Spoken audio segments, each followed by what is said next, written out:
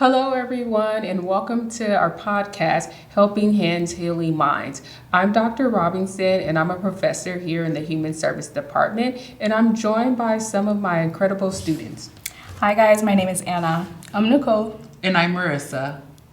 First off, happy Women's History Month. In honor of Women's History Month, we'll be talking about things and diving into some messages related to mental well-being as it concerns women. My first question for you all is, what messages have you received in terms of being a woman, and how has that shaped your mental well-being? For me personally, I was raised by a single mom, and so some of the messages surrounding mental health were that we had our primary role as a caregiver. Self-care was not prioritized. If anything, we came at the very bottom. And so that's something that I have received. But now as an adult, I think I have come to learn that self-care needs to be at the very top. The messages that I receive is just continue to do great things, inspire others through like the message and stuff I post on social media, and that's about it. That's such a good question, and I feel like it's so loaded. So messages I received, I can resonate with Anna's message, right? So for me, it's like growing up, I feel like women are thought of as some people that need to be protected, right? We're supposed to be feminine, soft, the weaker than men. So for me, that's the message that I had is our mental health, our mental well-being is thought of as something that needs to be taken care of. And it kind of sucks for me because I'm not as feminine, I'm not as small or soft as other women. So for me, I always felt that my mental health didn't matter, or my mental well-being didn't matter because I was a bigger woman. And so for so long, I didn't take care of that because I thought I didn't deserve that. So that's the kind of message that I got growing up. And to touch back what Anna said about mental health, I feel like we should all help each other with our mental health because, a lot of people go through mental health, especially women. So just like encourage each other, uplift each other, send each other positive messages to, brighten up somebody's day. You never know like how it will help somebody in the long run. Absolutely. Because you don't know what people are going through, especially women because they go through a lot. Thank you. And thank you for sharing that, even with the tips, because I know I was relating to you, Marissa, in a sense that a message I received was like being a strong Black woman and what that means. And it almost created the superwoman complex. And so it made me feel like I had to be performing at a high standard. And I also was praised for it. So, and I accomplished a lot with it, but it left me feeling like I had to be last. So that's something I had to learn. And I agree we should be supporting each other and putting our mental health first. Absolutely. Thank you. So as we move into it, and I wanted to say a little bit more from you guys are here about how you're currently taking care of your mental health. For me, I know a big thing is because of that complex, I had to learn really how to say no and not feel guilty about it, because there's a part where guilt would sit in with it. And part of it too, with my boundaries, it became my no means a no, and that's enough. I didn't have to explain it. And it kind of was rewarding and healing because it led to me really putting myself first, and also to taking time out to reflect on things like meditation, prayer, journaling, and knowing that's a part of mental well-being as well. So others, for you guys, how do you currently take care of your mental well-being? I can go next. One way that I take care of my mental well-being is that morning meditation, hopping right out of bed and hitting my knees with a prayer, right? And that prayer can be meditation for some, and that it is for me. And so that's what's helping my mental health right now is that morning meditation and that journaling, working through an inventory, saying sorry when not saying sorry, but taking ownership of when I've done something wrong and promptly adjusting my choices or whatever else that I do in the day. So that's what's been helping me a lot. And it's hard sometimes, but it's getting better, definitely. I can say for me, like Marissa and Professor Robinson said, prayer, I feel like that definitely like helps me, especially like what I've been going through lately. Affirmations, like my mentor sends me an affirmation like every morning, or I'll send her one, or we both do. So that definitely helps as well. But I do pray when I first get up in the morning, just thanking God to be alive again because somebody did not make it. So that really helps. And then I take time to like pray on my own, like in the shower, where it's my own space.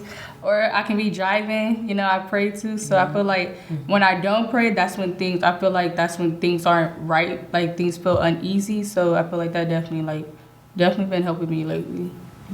Yeah, I think all of us have mentioned like a grounding technique that helps us kind of recenter when we're feeling out of control, out of whack. And so for me, when I start feeling out of whack, I start noticing a lot of triggers. For me, I start noticing that I'm a little bit more irritable. I'm snapping back. I'm becoming a little bit more frustrated. And so that is my key point for me to notice, okay, I need to start prioritizing some self-care and I need to start prioritizing some grounding techniques, because in that moment, then it starts spiraling into something else. And so that's how I take care of my mental health, by noticing those triggers and by grounding myself in those moments. And can I say something else also? Go for it. I think also for me, when I hang out with my friends, that's another way I take care of my mental health. Because I don't see like my friends often because I'm so busy with school. And then I recently haven't seen my friends really because one recently moved and then the other one works too. And then my schedule's busy too. So it kind of sucks. So it's like I really don't have a choice but to like stay grounded in my faith and to keep pushing though it's hard. And then I also feel like my mentor, that really plays a big help in my mental health, just being able to talk to her, to vent to her whenever, like anytime, like night or day, she's always available. So I feel like that definitely has played a major part in my mental health this semester. Fellowship and having that support system is so important. Oh yeah, I was just classmates thinking about and friends, definitely too, professors too. Like it definitely helps. It really does, because like we all are going through something. Sometimes people just don't know. So like for example, I was going through it last semester and currently going through it this semester. And I could say like my professors and then like my friends, Ana, Marissa, and then my other friends, they really have like been supportive. Like every time I'm going through something, they reach out, they'll ask me in class if they see me down or something. Professors ask the same thing. So it definitely like, it's like a weight lifted off my shoulders when I'm able to vent and just tell them like, okay, this is what's going on. This is why I'm down. And stuff like that. So thank you guys for being there. It's always good to know who's in your corner. They're the ones that are going to notice when you're down and when you need to come back up. And support systems make a big difference. For People sure. don't really realize how big they are. Yeah. For sure. And they know when you're down and stuff. Anna noticed the other day when I was in class, she was like, what's going on? So yeah, Marissa too. She'll text me like, hey, you aren't in class, you're always here. so I was like, okay, people notice. So that definitely helps. It definitely helps. Professor too. So if you could give your younger self advice about your mental well-being, what would you say? Do you want to start? Sorry. For me, my younger self, I would say, dang, I could say a lot. Right. You don't have to, like, it's no such thing as perfect. I used to always think that when I was younger, like, I was perfect. My mom, she used to always say, like, I'm the golden child. I feel like I'm the one that's the example for my siblings and stuff like that. So I feel like that puts a lot of pressure on myself. I'll disclose, I have a disability. So that also makes me put a lot of pressure on myself. So now that I've grown since a little kid to being 25, I feel like I try and give myself grace. I'm still working on giving myself grace. I mention my mentor a lot, but she always says give myself a little grace, because I do put a lot on myself, but I have to learn to, take a step back and try not to put so much pressure on myself. Because like in school, I try and get everything done like within a couple of days. Like, and that just like they're all laughing because they know that's me. And so with me doing that, it's like this semester I haven't been able to do everything the way I wanted to do, and it's like, okay, maybe it's God told me, all right, you really need to take a step back and slow down. Being that I'm about to enter into grad school, it's a good example of me being able to just reset and like just take one day at a time. Literally, I feel like that's all you got to do is just take one day at a time, and I'm definitely learning that, because y'all, it's hard. It really is. So one day at a time. There's no such thing as perfect. Yes, you can stay on top of things, but it's okay if things don't work out the way you want it to work out. So yeah, that's what I tell my younger self. Like, just take one day at a time, one step. Walk by faith, not by sight.